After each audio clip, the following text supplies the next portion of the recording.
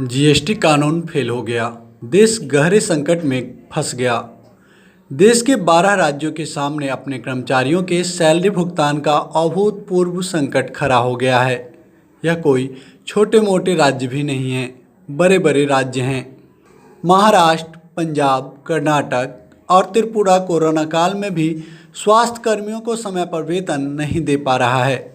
उत्तर प्रदेश, तेलंगाना, कर्नाटक और मध्य प्रदेश ऐसे राज्य हैं जो कॉलेजों और विश्वविद्यालय के टीचर और स्टाफ को समय पर सैलरी का भुगतान नहीं कर पा रहे हैं। आइए समझते हैं आखिर इन्हें परेशानी क्या आ रही है।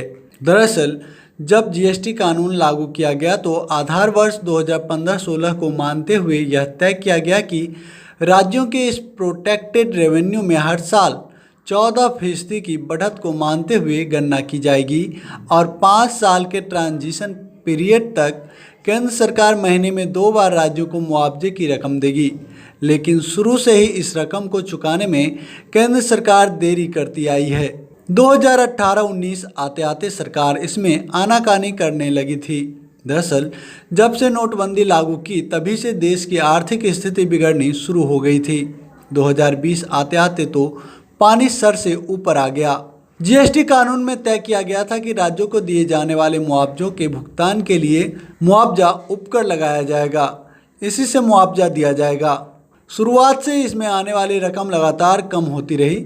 वित्त वर्ष 2019-20 में केंद्र सरकार ने राज्यों को जीएसटी मुआवजे के रूप में 1,20,498 करोड़ रुपए जारी किए, जबकि उसे कंपनसेशन शेष के रूप में महज 95,000 करोड़ रुपए हासिल किए। यानी साफ है कि कोरोना का तो सिर्फ बहाना है। सरकार की आर्थिक हालात तो पिछले साल से ही खराब थी। 2018-19 में ही जीएसटी मुआवजे की व्यवस्था चरमरा गई थी। आमदनी कम, खर्चा ज़्यादा हो रहा था। कोरोना ने इसमें कोड में खाज का काम कर दिया।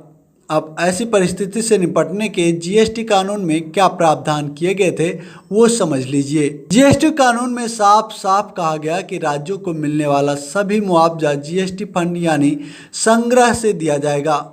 लेकिन यह कहीं नहीं लिखा है कि यदि संग्रह कम होता है तो जरूरत भर राशि नहीं आती है तो आप इसे केंद्रीय जीएसटी से ले सकते हैं। यह भी नहीं कहा गया है कि केंद्र सरकार इसे अपनी जेब से देगी। दोस्तों, ऐसे में मोदी सरकार अब चोरी और सीनाजोरी पर उतारू है। उसने वित्तीय मामलों की अस्थायी समिति के सामने बयान देते हुए साफ कर दिया कि केंद्र सरकार जीएसटी फार्मूले में तय नियम के मुताबिक अब राज्यों की हिस्सेदारी देने की स्थिति में नहीं है।